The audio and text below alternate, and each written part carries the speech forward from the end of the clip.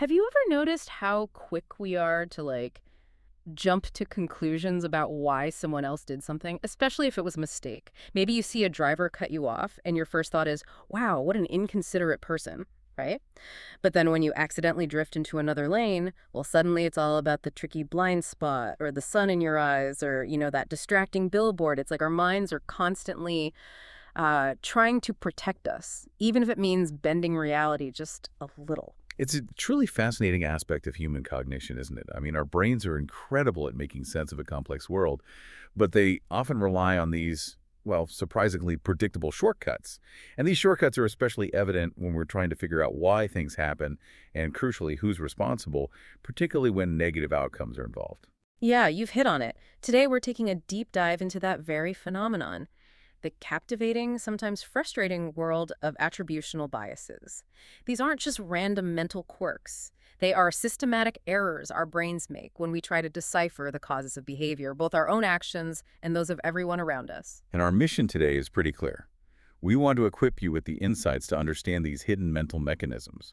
We'll unpack the core concept of the defensive attribution hypothesis, trace its origins back in social psychology, and then dissect its various forms, including the more general, fundamental attribution error and the deeply ingrained just world hypothesis. We'll also explore how these biases aren't just theoretical concepts you read about in textbooks.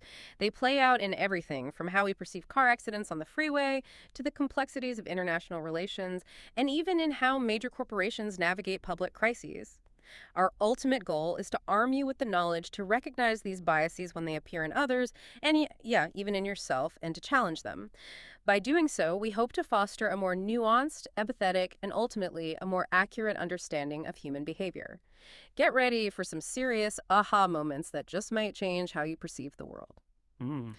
All right, so let's start with the absolute foundation, how we even begin to explain behavior and where our internal detective work often goes astray. At its simplest, attribution is the process of assigning a cause to an event or a behavior.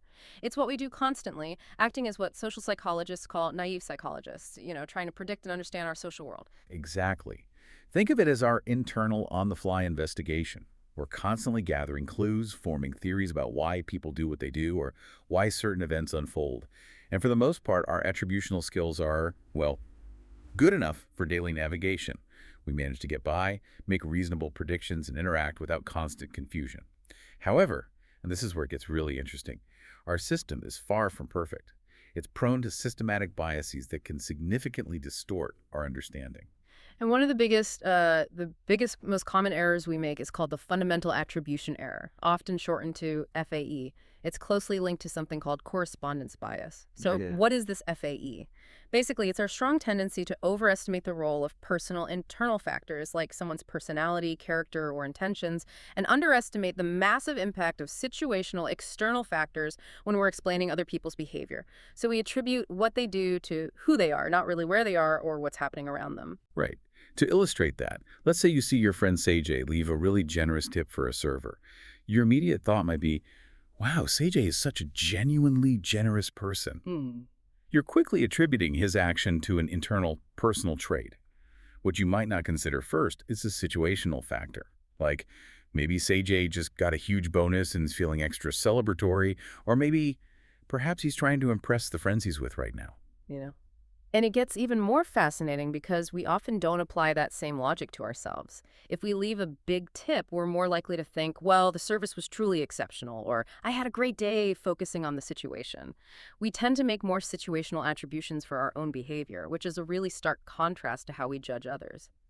This FAE is so fundamental that it's deeply connected to correspondence bias, which basically means we attribute behaviors to people's internal characteristics, even when the situation clearly has a powerful, almost coercive influence. Yeah, there's a classic study from the early 2000s that really highlighted this.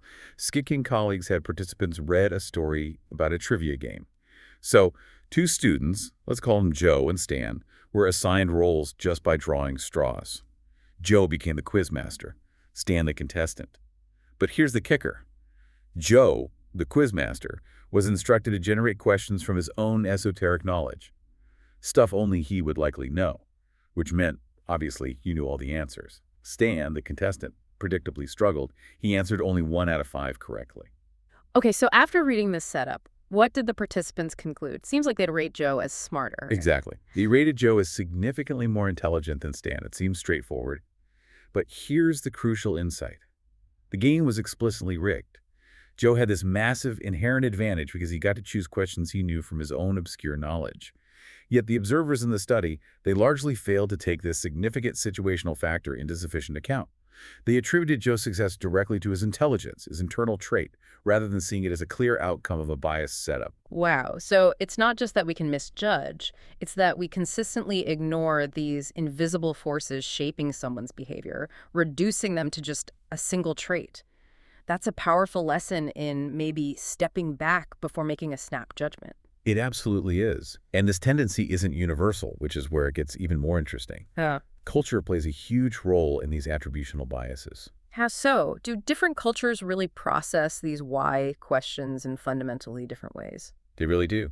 When we look at individualistic cultures, like those you typically find in Western countries, the US, Canada, Australia, places like that, there's a strong emphasis on the independent self-concept. People are seen as autonomous, separate from their groups.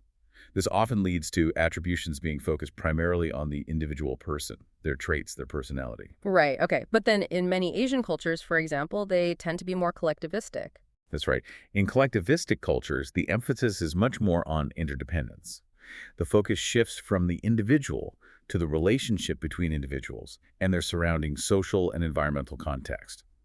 And the result is that people from collectivistic cultures tend to focus their attributions more on the situation.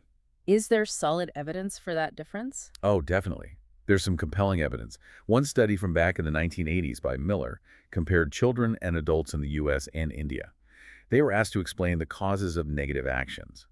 What they found was really interesting. While the younger children, maybe ages 8 and 11, didn't show much difference, the older children and adults did. Americans made more personal attributions for negative actions, while Indians made more situational attributions for the exact same behavior. This suggests that this cultural influence on how we attribute causes develops as we grow older. And it's not just about how we explain behavior, but even how we see the world. I think I read about a study with images like fish in a tank. You got it. Masuda and Nisbet did that one. They asked American and Japanese students to describe images, like that picture of fish swimming. Both groups, naturally, focused on the most salient objects, the big bright fish moving around. But the Japanese students consistently remembered and discussed more about the background elements, things like the frog, the plants, the rocks. This indicates a more holistic, contextual perception in collectivistic cultures, aligning perfectly with that tendency for situational attribution. They see the whole picture, not just the main character, so to speak. That sounds like a pretty profound difference. Have researchers looked at people who are maybe influenced by both types of culture? Yes, they have. Morris and colleagues did a clever study with high school students in Hong Kong, a place influenced by both traditional Chinese values and Western culture. They primed these students. Some saw American icons like the U.S. Capitol, others saw Chinese icons like the Great Wall, and a control group just saw landscapes.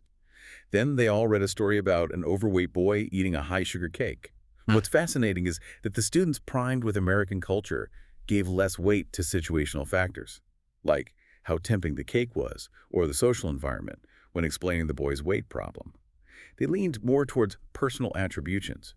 It really showed how even subtle cultural cues can shift our cognitive frameworks for explaining behavior. And these cultural differences can play out in truly tragic real-world events too, right? Like the Gang Lu killings at the University of Iowa. Exactly.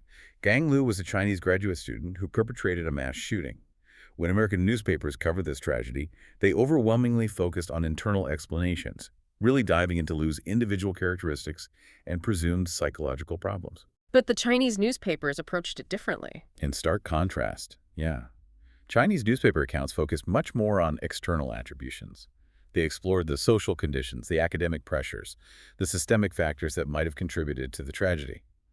And follow-up research confirmed this difference. Morris and Peng found that Chinese participants rated social conditions as more important causes, while Americans rated Lu's internal psychological problems as more critical. Even when asked about prevention, Chinese students emphasized changing social conditions, whereas Americans focused more on changing the perpetrator's traits or identifying potential issues earlier. So the takeaway here is pretty profound. People in collectivistic cultures genuinely show the fundamental attribution error and correspondence bias less often, especially when situational causes for behavior are clearly highlighted. They seem naturally more attuned to the context. And this raises a really important question for our increasingly interconnected world.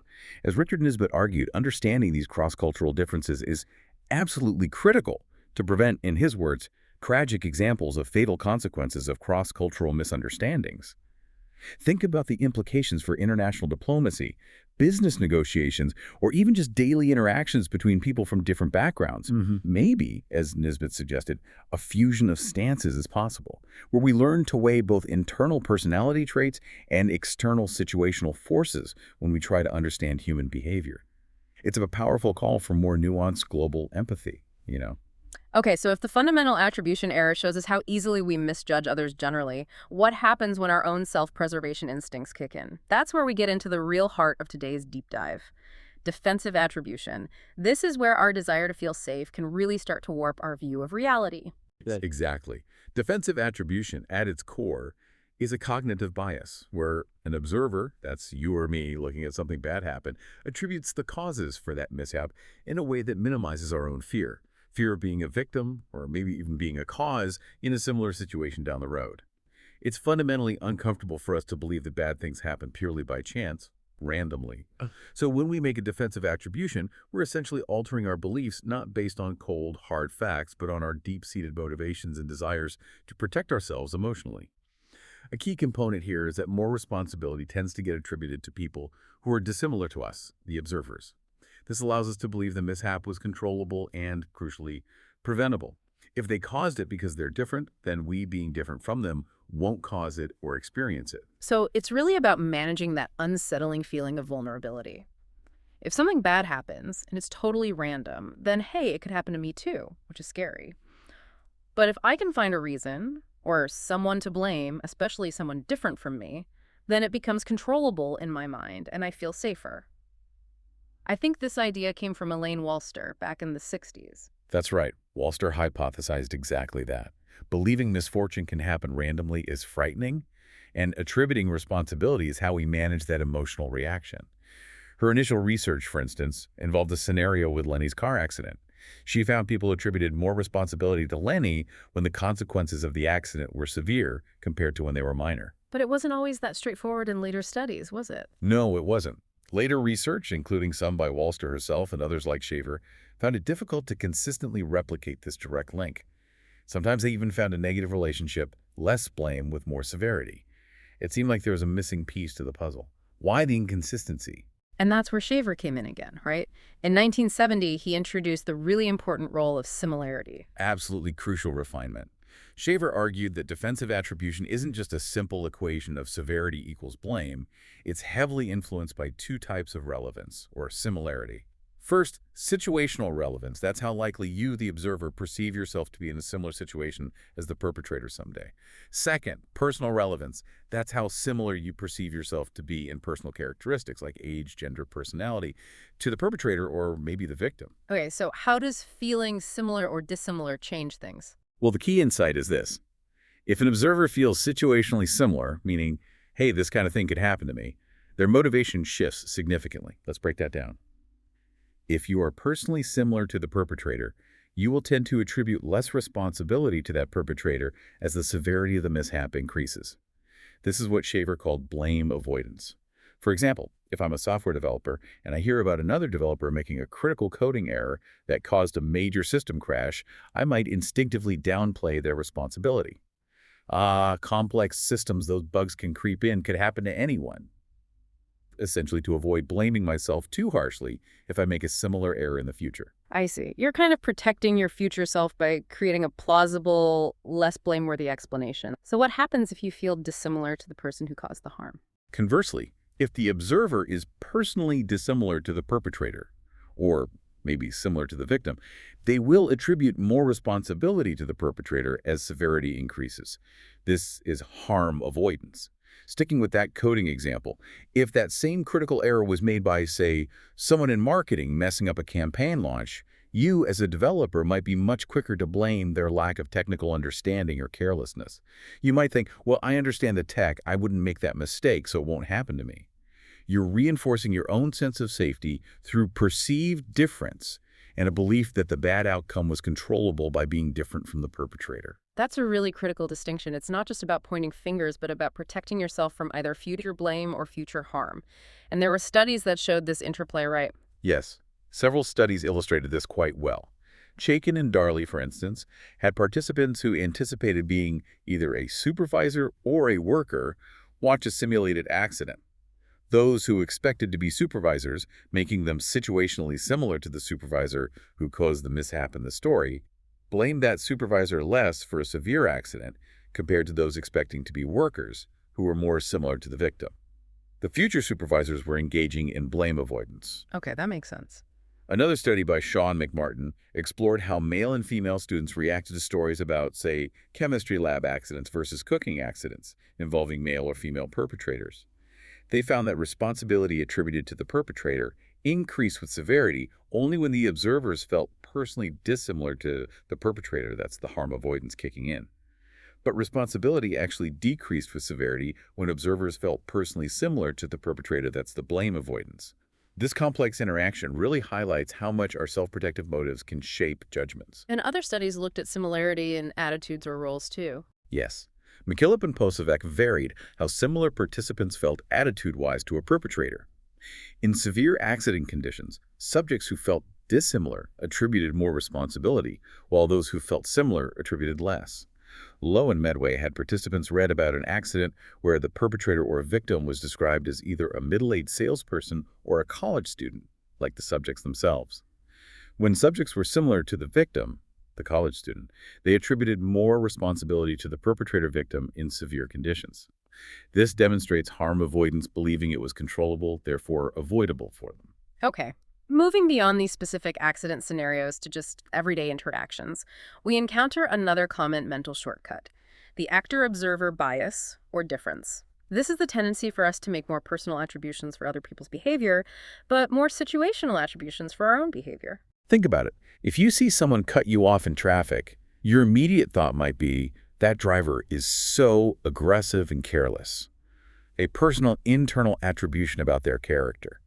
But if you accidentally cut someone off, you'd likely think, oh, I was just distracted by that billboard, or I didn't see them in my blind spot, which are situational, external explanations. It's the difference between saying, Sarah's really shy, attributing it to her personality, and saying, well, I'm shy in my work team, but I'm not really shy with my close friends. We see our own shyness as depending on the situation, while Sarah's is just who she is. Right. There was a study illustrating this where people describe themselves and others. Yes, Nisbet and colleagues did that. Participants described themselves, their best friend, their father, even Walter Cronkite, using either trait terms or checking a box that said, depends on the situation. Unsurprisingly, they checked, depends on the situation, far more frequently for themselves than for anyone else. They saw themselves as flexible, nuanced, responsive to context, while others were more fixed. So why do we do this? What causes this actor-observer difference? Well, there are several reasons psychologists point to. Firstly, there's perceptual saliency. When we're observing others, they are the most salient thing in our visual field, the figure against the background. So we focus on them and their internal traits. But when we reflect on our own behavior, we're not watching ourselves act. Instead, we're focused outward on the situation we're navigating. We have a clearer view of the context influencing us. Okay, so what we literally see is different. What else? Secondly, it's about information access and memory. We have a much richer, more comprehensive memory of our own past behaviors across a vast array of situations. We know we act differently depending on the context because we've lived it. However, we usually have much more limited information and memory about others' behavior across different situations. We often only see snapshots, which can make them seem less changeable and more consistently defined by certain traits. That makes sense. We have the whole movie for ourselves, but just clips for others. Exactly. A third reason is simply cognitive ease or efficiency. Personal attributions are often spontaneous, almost effortless. They kind of just pop into mind. It's much easier and quicker to label someone as generous or shy than to meticulously process all the intricate situational factors that might be influencing their behavior at that moment. That takes more mental energy. And this ease leads to a fourth point about adjustment. Right. We often start with an initial personal attribution that's snap judgment. Only later, if we have the time and motivation, do we try to correct or adjust that judgment by considering situational factors? But this adjustment process takes more cognitive effort and is frequently insufficient, especially if we're tired, distracted, or just not motivated to think harder. It's almost like we see our own personality as this rich, evolving story with many chapters, but everyone else. We tend to view them as a quick character sketch, easily defined by a few cue traits. That leads directly to what's called the trait ascription bias, seeing ourselves as more variable and nuanced than others. Okay, so we misjudge others due to perspective and information, but what about biases driven more directly by wanting to feel good about Ah, ourselves? yes. That brings us to self-serving biases. These are specific types of attributions that function primarily to help us maintain and enhance our self-esteem, making us feel better about ourselves. The most common example is the basic self-serving bias itself, right? Taking credit for success, blaming failure on outside factors. Precisely. It's that common tendency to attribute our successes to ourselves, to internal factors like our talent, our effort, our brilliance, and our failures to others or the situation, to external factors like bad luck, unfair conditions, or other people messing up. Can you give an example? Sure. Imagine a teacher whose students do exceptionally well on an exam. The teacher might think, I'm a great teacher, my methods are brilliant. That's an internal attribution for success. But if those same students do poorly on the next exam, the teacher might quickly shift to, why didn't they study harder? The material was just too challenging for them. An external attribution for failure. This clearly isn't a rational, objective assessment. It's psychologically motivated to protect the teacher's ego and self-concept as a good teacher. And this bias has really profound implications, doesn't it? Especially when conflicts arise. Absolutely profound. Think about how two people might describe the same argument or hurtful event. Research by Baumeister and colleagues found striking differences. When people described angering someone else, when they were the perpetrator, they tended to emphasize situational factors. They saw their action as an isolated, understandable response to circumstances, and also believed it caused no lasting harm. On the other hand, when describing being angered by someone else, when they were the victim, people focused heavily on the perpetrator's character defects. They saw the action as arbitrary, senseless, perhaps part of an ongoing pattern of abuse, and believed it caused significant, lasting harm. If you connect this to the bigger picture, this kind of perceptual distortion, fueled by self-serving bias, makes reconciliation between conflicting individuals and even entire groups incredibly difficult. Both sides perceive a vastly different reality of the very same event. And does culture play a role here too? Is this bias universal? Interestingly, it seems less apparent in many collectivistic cultures. The drive for self-enhancement isn't as central a cultural value, so the need to constantly make these self-serving attributions might be weaker. This again underscores that these biases aren't just about raw cognitive processing, they're deeply intertwined with our motivations and cultural values. It also brings up the distinction between seeking causes versus assigning responsibility. Right. Fincham and Jaspers pointed this out. We often act not just as lay scientists trying to figure out the objective causes of events, but also as lay lawyers trying to assign blame or responsibility. It's often psychologically easier or more comforting to blame others or the situation for our failures than to accept personal responsibility. It links back to that protective function. And these self-serving patterns don't just stop at the individual level, do they? They extend to our groups. Exactly. That leads us to what are called group-serving biases, sometimes known as the ultimate attribution error. This is basically the self-serving bias writ large applied to groups we belong to, in-groups versus groups we don't, out-groups. We tend to make internal attributions for our in-group successes. We won because we're skilled. And external attributions for their setbacks. We lost because the ref was biased. Conversely, we often make the opposite pattern for out-groups. Their success. They got lucky. Their failure. Well, they're just not good enough. Like with sports teams. Our favorite teams foul. Oh, they were provoked. It was a tough call. The opposition's foul. They're just dirty players, totally intentional. Perfect example. It makes finding common ground or objective understanding between groups incredibly difficult, as both sides interpret the exact same actions through this biased, self-serving or group-serving lens. Let's connect this back to the Gang Lu case. The American versus Chinese newspaper accounts showed different attribution patterns. Did researchers test the group-serving bias directly with a similar event involving an American perpetrator? They did. Remember, Morris and Peng looked at the Gang Lu killings, Chinese perpetrator. Weeks later, another tragedy occurred. An Irish-American postal worker, Thomas McIlvaine, also perpetrated mass killings. The hypothesis was, If group-serving bias was the main driver, we'd expect Chinese participants, for whom McIlvaine was an outgroup member, to blame McIlvaine's internal traits, and Americans, for whom McIlvaine was arguably an in-group member, should blame external situational factors more. What they found was fascinating. Americans did make more situational attributions for McIlvaine compared to Liu, fitting the group-serving bias pattern, excusing their in-group member more. But the Chinese participants were equally likely to use situational explanations for both Liu in-group and McIlvaine out-group. Wow, so the American participants showed the group serving bias, but the Chinese participants didn't. That's what the data suggested in that study. It reinforces the idea, again, that collectivistic cultures might be less prone to these self-enhancement and group enhancement biases. This connects to another bias, right? The group attribution error, generalizing about entire groups. Yes, closely related. The group attribution error is the tendency to make sweeping generalizations about entire outgroups based on observations of just a very small number of individual members, sometimes only one. This bias takes a couple of main forms. The first form, highlighted by Hamill, Wilson, and Nisbet, is making generalizations about groups, say, welfare recipients or prison guards, even when you're explicitly told that the individual you observed was not typical of the group. This is a primary source of inaccurate stereotypes, jumping to conclusions about a whole group from limited, potentially unrepresentative evidence. And the second form? The second form, described by Allison and Messick, is attributing a group's overall decisions, behaviors, or attitudes to each individual member within that group. We assume homogeneity, ignoring potential internal disagreement or the complexities of how group decisions were actually made.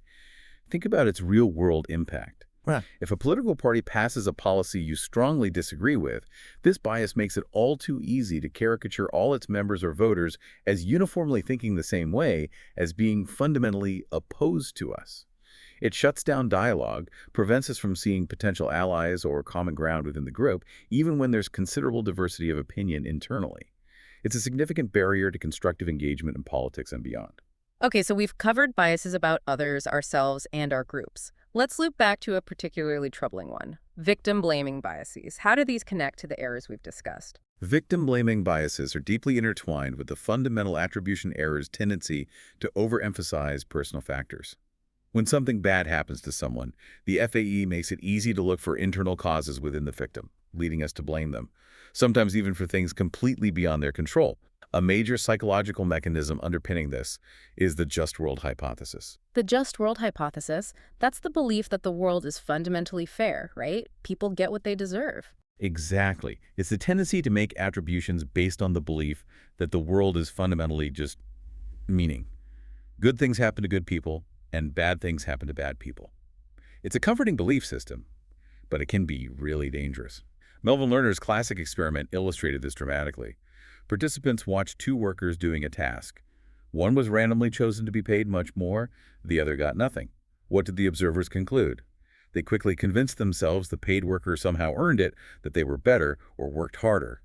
If the less attractive worker was the one randomly paid, observers even tended to devalue the entire group's performance to maintain that sense of justice. So believing the world just feels good for us, but what are the downsides for how we view others? Well, for ourselves, a stronger belief in a just world is linked to higher self-esteem and well-being. It implies our efforts will eventually be rewarded, which feels good and motivates us. But the downside for others is significant. It leads directly to making internal attributions for other people's problems, essentially blaming them for their difficulties. Research shows it's linked to harsher social attitudes and victim derogation, looking down on victims. It also correlates with meritocratic attitudes that can be used to justify and sustain social inequality and oppression. If people are poor, it must be because they didn't work hard enough, ignoring systemic factors. And part of this is about feeling safe ourselves, isn't it? Absolutely. Blaming victims reinforces the belief that the world is fair and predictable, which helps us feel safer. The underlying, often unconscious logic is, bad things happen to bad people, or people who make bad choices. Since I'm a good person and make good choices, it won't happen to me. And this is precisely where defensive attribution comes back into play, specifically in the context of victim blaming. Right. Tie that back for us. How does defensive attribution explain victim blaming? Okay, so remember, defensive attribution occurs when we make attributions specifically to defend ourselves from the scary notion that we could be a victim of a similar unfortunate outcome, or perhaps even held responsible as a victim if it happened to us. It's motivated by both harm avoidance. It won't happen to me because I'm different, smarter, more careful, and blame avoidance. If something similar did happen to me, I wouldn't be blamed because the circumstances would be different. And research, like Berger's review, consistently shows that similarity matters immensely here. If we perceive ourselves as more similar to the victim, we are generally less likely to blame them. We identify with them, feel empathy, and maybe fear the same outcome. But if we identify more with the perpetrator or feel very dissimilar to the victim, our attributions of responsibility to the victim tend to increase. This has really serious legal repercussions. Absolutely, like in cases of sexual assault. Exactly. Studies show attributions of blame towards rape victims are directly linked to how much people identify with the victim versus the perpetrator. This can obviously have profound implications for jury deliberations and legal outcomes. Other studies show, for instance, that men might be less likely to make defensive attributions for sexual harassment victims than women, likely due to differences in identification and perceived vulnerability. It highlights how our own identity and perceived similarity shape our judgments in these deeply sensitive areas. Can we look at a concrete real-world example, maybe of something outside the lab? Yes, a really interesting field study was done by Salminen in the early 1990s looking at serious occupational accidents in Finland. This wasn't a lab simulation. They interviewed actual victims, their coworkers, and their foremen involved in nearly 100 serious workplace accidents. This addresses the criticism that lab studies might not reflect real-world high-stakes situations. And what did they find? Did the different groups see the accidents differently? The findings were striking and directly supported the defensive attribution hypothesis in a real-world setting. Victims consistently tended to attribute the accidents to external factors, unsafe conditions, equipment failure, maybe bad luck, minimizing their own role or responsibility. Conversely, their co-workers and supervisors tended to attribute the accidents to internal factors in the victim, things like the victim's own actions, carelessness, or deviations from normal safe habits. They were blaming the victim. What's even more revealing is that the foreman went a step further. They also minimized their own potential responsibility by emphasizing how well organized the safety practices supposedly were, even though victims and coworkers often perceived them as being more permissive of dangerous habits in reality. Wow. So if we connect this to the bigger picture, it's a perfect illustration of how different parties involved in a negative event distort their perceptions to minimize their own potential responsibility or feelings of vulnerability. This isn't just abstract theory, it plays out with serious consequences, shaping investigations, accountability measures, and the very perception of justice in real-life, high-stakes situations. Okay, so we've explored this really intricate web of biases, from the general tendency to misjudge others, like the FAE, to the specific ways we protect our self-image through self-serving and defensive attributions. But what does the broader body of research conclude about defensive attribution? And maybe most importantly, how can we actually begin to correct for these ingrained tendencies in ourselves? Well, a significant meta-analysis by Berger in 1981 pulled together results from over 20 studies specifically on the defensive attribution hypothesis, or DT. It confirmed that there's a consistent, statistically significant, though perhaps weak to moderate, overall tendency for people to attribute more blame or responsibility to a perpetrator when an accident has severe consequences compared to mild ones. But the real kicker, the strongest support for that, came from studies that explicitly manipulated similarity. Just as Shaver predicted, when observers felt personally similar to the perpetrator, they attributed less responsibility to them as the severity of the accident increased. That's classic blame avoidance. On the other hand, when observers felt dissimilar to the perpetrator, they attributed more responsibility as severity increased. That's the harm avoidance mechanism, distancing oneself from the event by blaming the different perpetrator. This crucial severity x similarity interaction really demonstrates the motivational aspect of the bias, distinguishing it from purely cognitive explanations based just on outcome probability. And did it matter how real the experiment felt? Yes, that was another interesting finding. Studies that used more involving experimental methods, things like using tape recordings of events or having subjects actively role-play characters involved, were more likely to find strong support for DAT.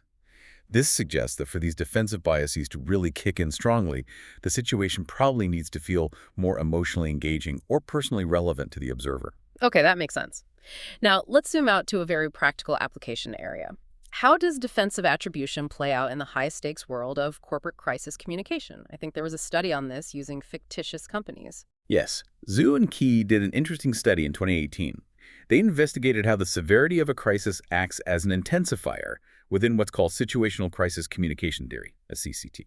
They set up an experiment with a made-up company facing different types of crises.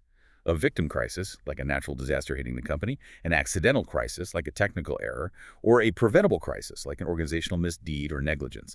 And for each type, the severity was either high, say 5 deaths, 7 hospitalized, or low, just 2 minor injuries. The key question was, does making a crisis more severe always increase how much people blame the company, or does it depend on the type of crisis? Okay, so what did they find? Let's start with the victim crisis. In a victim crisis, where the organization itself is also clearly suffering, like in a natural disaster, making the crisis more severe did not influence how much intentionality, accountability, or overall responsibility people attributed to the company. This aligns really well with defensive attribution logic. If the organization is perceived as a victim too, observers don't need to defensively blame the organization more just because the outcome was worse. The blame isn't directed at them in the same way. Okay, that makes sense. What about the more ambiguous situations like an accidental crisis? For an accidental crisis, like a technical error where fault isn't immediately obvious, higher crisis severity did lead to significantly higher attributions of intentionality. People seem to believe the act was more purposeful or deliberate when the consequences were really bad, even if it was framed as an accident. However, severity didn't significantly affect other aspects like accountability in this case. So it offers partial support for DOT's influence in ambiguous situations. Severity can nudge people towards seeing more intent, making them assign blame more readily. And what about a preventable crisis, where the company is pretty clearly at fault due to negligence or misdeeds? What's fascinating here is that for preventable crises, increasing the severity did not influence any aspect of crisis responsibility attributions, not intentionality, not accountability, nothing. The likely explanation is that preventable crises already incur such high levels of perceived responsibility from the get-go. Once people see the company is clearly negligent, making the outcome worse doesn't really add much more blame. It's like the blame meter is already maxed out. So even if the death toll is higher, if the company was already seen as negligent, it doesn't necessarily increase the blame assigned. But what about the company's overall reputation? That's a crucial distinction they found. Regardless of the crisis type, a more severe crisis generally caused a significantly worse organizational reputation compared to a low-severity crisis. This is a really important finding because it shows that sometimes reputation can take a major hit, even when direct responsibility attribution doesn't increase. This challenges traditional crisis communication models that primarily link reputation damage directly to attributed responsibility. It suggests that the sheer scale and impact of a severe event can damage reputation on its own, perhaps through emotional responses or perceived magnitude, even if people aren't assigning proportionally more blame. So what are the big implications here for crisis communication and maybe for understanding defensive attribution more broadly? Well, it implies a few things. First, crisis severity needs to be reevaluated as a simple intensifier. Its effect isn't uniform across all crisis types or all dimensions of responsibility. Second, it suggests that defensive attribution mechanisms might be most potent in ambiguous crisis situations where responsibility is unclear, rather than clear-cut victim scenarios or highly preventable ones where blame is already high. And critically, reputation can be impacted directly by severity, separate from blame. This means crisis managers need strategies that go beyond just trying to minimize attributed responsibility. They also need to address the raw emotional impact, the perceived severity, and the damage control needed simply because something terrible happened, regardless of exactly how much blame is assigned. That really shifts the perspective on handling major disasters or corporate scandals. Okay, so given all these ingrained biases, FAE, actor-observer, self-serving, group-serving, just world defensive attribution, is there anything we can actually do to correct for these tendencies in our own lives? It sounds like a really tall order. It absolutely is challenging because these biases often operate outside our conscious awareness. But yes, there are practical strategies we can cultivate, many of which revolve around developing more mindfulness and cognitive flexibility. The first step, and perhaps the hardest, is to consciously try to get comfortable with discomfort. A lot of defensive attribution stems from that deep-seated discomfort, with the idea that we live in a world where random, chaotic, negative events can occur without a clear person to blame. So it's about training your mind to tolerate that uncertainty instead of immediately jumping to find blame just to feel safer. How do you even begin to practice that? Precisely. One way is through mindfulness practices. When you encounter situations that evoke this discomfort, maybe reading about an accident or hearing about someone's misfortune, notice the physical sensations in your body, the urge to find fault. Can you just be with that unsettling feeling for a moment? Observe it without reacting immediately. Try to breathe through it. Consciously relax your body. This conscious effort can interrupt that automatic defensive attribution cycle that wants to immediately assign blame to restore a sense of order and safety. Okay, tolerate the discomfort. What's next? The second strategy is to actively consider chaos or randomness. When you observe misfortune happening to someone else, deliberately pause. Before your mind jumps to blaming their personality or choices, genuinely consider the possibility that it was at least in part a random event, a convergence of unpredictable factors, or complex situational pressures. Resist the urge to immediately seek a single person or a single neat cause to blame. So intentionally step back from being the lay lawyer trying to assign fault, and maybe embrace being a lay scientist, but one who accepts that not everything has a simple, single cause. Exactly. It's about acknowledging that sometimes there isn't a satisfying person to blame, and that's okay. It frees you from the exhausting and often inaccurate task of constantly assigning fault to make the world seem more predictable than it might actually be. And finally, what about specifically combating blaming people, especially victims? To directly counter the FAE and defensive victim blaming, consciously think about external factors. When you find yourself making a quick personal attribution for someone else's negative behavior or outcome, they're a bad driver, they're lazy, they were asking for trouble, actively challenge that initial thought. Take a moment. Ask yourself, what situational factors might have been at play? Were the road conditions bad? Was the person under unusual stress? Were there systemic issues contributing? Could the vehicle have malfunctioned? Even if you still end up concluding there was some personal contribution, deliberately broadening your perspective to include external possibilities makes your judgment less biased and more nuanced. So really making an effort to see the bigger picture around the person. Yes, these strategies essentially help us remember that our quick judgments about others are often skewed by our own deep-seated needs for safety, control, and predictability.